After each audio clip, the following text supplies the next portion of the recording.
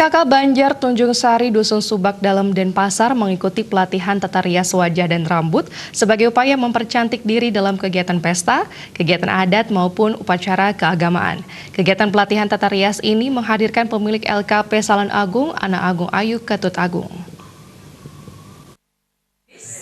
Tingginya kegiatan adat dan keagamaan di Bali membuat ibu-ibu sering harus hadir dengan busana adat dan sanggul. Hal ini melandasi digelarnya pelatihan tersebut. Pelatihan keterampilan berias ini terselenggara berkat kerjasama dengan LKP dan Salon Kecantikan Agung.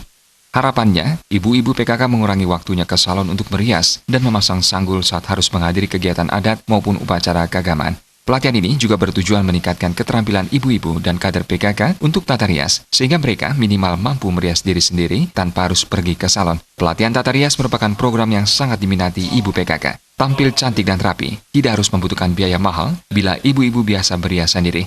Kemampuan berias sendiri akan sangat mengurangi pengeluaran biaya ke salon. Saat ini, busana adat dan tata rias adat Kepura sangat penting sekali diketahui masyarakat dalam upaya pelestarian adat Bali atau Ajak Bali. Jangan sampai masyarakat menggunakan busana adat dan tata rias tidak sesuai dengan pakemnya. Ketua Nariswari Banjar Tunjung Sari, Dusun Subak Dalem Denpasar, Ketut Ernawati mengatakan, kegiatan ini sangat baik dilakukan secara berkelanjutan karena bermanfaat bagi para ibu PKK.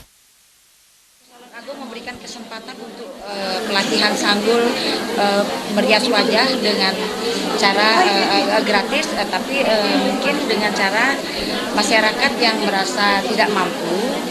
Jadi itulah syaratnya. Jadi luar biasa antusias banget masyarakat Subak Dalem ini memberikan kesempatan peluang untuk belajar di Salon Agung. Mungkin ucapan saya terima kasih, tapi tetap dalam hal ini. Para peserta pelatihan juga diberikan kesempatan untuk mengikuti pelatihan tata rias lanjutan secara gratis kepada masyarakat yang tergolong tidak mampu. Jaya Kesuma, Bali TV.